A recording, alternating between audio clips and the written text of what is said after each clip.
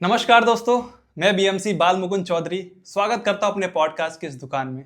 दोस्तों, आज हमारे बीच एक ऐसी शख्सियत है जिनसे बड़ा कोई बाप नहीं है। ये वो बाप हैं जिन्होंने 140 करोड़ लोगों की माँ बहन करके रखा है अपने बच्चों के लिए। तो स्वागत करते हैं हमारे आज के मेहमान का, श्री नितिन गडकरी जी का। बहुत बहुत धन्यवाद बीएमसी भाई। सर, आपके लिए कुछ लाया था। अरे मैं ना नहीं नहीं सर, ये आपके लिए ही है। अरे नहीं अरे सर, गन्ने का जूस है सिर्फ। वाह जी। तो सर, मैं आपसे सबसे पहला क्वेश्चन ये पूछना चाहूँगा कि आपने ये मिनिस्टर बनने का कैसे सोचा। देखिए, आपने बचपन से माँ की ममता सुनी होगी। मेरे अंदर बचपन से बात थी बहुत। सोचा बच्चों को बिजनेस दूंगा, अपने को मंत्रालय। अब घर में हायरार्की साफ रहनी चाहिए। लेकिन सर, आप तो रोड मिनिस्टर हो ना, लेकिन बात हमेशा पेट्रोल और इथेनॉल की करते हो। ये तो पेट्रोलियम मिनिस्टर का काम है ना। यही तो लॉबी चाहती है। देखिए, हम 2-3 मंत्रालय मिलके साथ काम करते हैं, पर मैं तो कहता हूँ एक गाड़ी लाइए जिसे इथेनॉल से नुकसान हुआ हो। सर, गाड़ी ही नहीं, आपकी सड़क भी घायल है। आपका वादा था कि कचड़े से इथेनॉल और पेट्रोल 15 का, लेकिन आज 125 छू रहा है और कचड़े से एक बूंद भी इथेनॉल नहीं निकला है। वो विजन था बीएमसी भाई, और विजन में रेट नहीं देखते। और अब शेयर पाला है तो खर्चा तो होगा ही। और सर, ये 12,000 करोड़ का ये जो कॉरिडोर बना था, ये उद्घाटन के 2 महीने में बह गया। ये इंजीनियरिंग है या रंगोली कि बारिश में धुल जाता है ये। गड्ढे नहीं है बीएमसी भाई, ये तो रोड की ईएमआई है। और रोड टूटता रहेगा तो हम लोग बनाते रहेंगे। अब एक ही रोड को बार बार बना के, आप समझ रहे हो ना आप? तो रोड टूटती रहती है, हम बिजी रहते हैं। और सर, आप एक हाईवे पे जाने वाले थे, उससे एक रात पहले ही अफसरों ने गड्ढे भरवाए, लेकिन आपके जाने के बाद फिर वैसे का वैसा हो गया। जनता पूछ रही है, हफ्ता चल रहा है या कॉन्ट्रैक्टर से। देखिए, हम तो तमीज़ से काम करते हैं, और हमारे नीचे क्या हो रहा है मुझे कैसे पता होगा? अब हफ्ता तो ठेकेदार लेता है, हमें तो सिर्फ फोटो मिलती है उद्घाटन वाली। सर, एक और मजे की बात, आपके बेटे की इथेनॉल की फैक्ट्री का जो रेवेन्यू है वो 18 करोड़ थी, लेकिन अभी पहुंच के 523 करोड़ पहुंच गई। ये किस्मत है या फैमिली व्हाट्सएप ग्रुप पर टिप मिली थी। देखिए, बाप पॉलिसी बनाता है और बेटा टाइमिंग लगाता है। यही तो है स्किल इंडिया।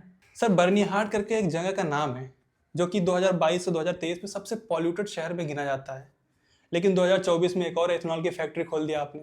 मतलब जो जगह पहले से ही मर रही थी, वहां आपने एक और इथेनॉल की फैक्ट्री लगा दी। देखिए बीएमसी भाई, यही तो सोच है ना इंडिया की।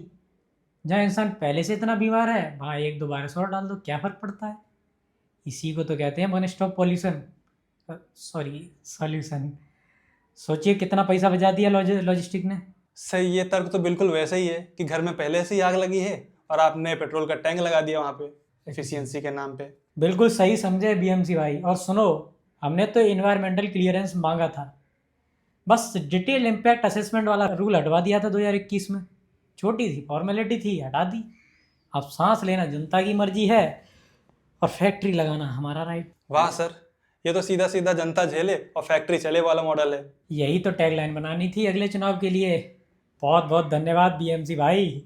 सर, एक और बात लोगों को बहुत खटक रही है, टोल टैक्स जो है हर साल बढ़ता हुआ जा रहा है और रोड की हालत वही गड्ढों वाली।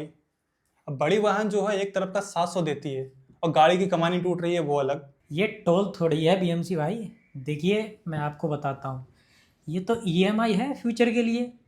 अब फ्यूचर में डेवलपमेंट होगा तो उसका एडवांस पेमेंट है। सर, आप कहते हैं कि आप दुनिया में सबसे तेज हाईवे बनाने का रिकॉर्ड रखते हैं और वही सड़क जो है 2 महीने में टूट जाती है। तो रिकॉर्ड किसका बनाते हैं आप, टूटने का या बनाने का। देखिए बीएमसी भाई, यही तो फर्क है दूसरी सरकारों में और हमारी सरकारों में। लोग एक रिकॉर्ड नहीं बना पाते, हम दो दो रिकॉर्ड एक साथ बनाते हैं। और गिनीज बुक वाले तो एक रिकॉर्ड देख के खुश हो जाते हैं, हम दो दो बनाते हैं, एक बिगाड़ने का और एक बनाने का।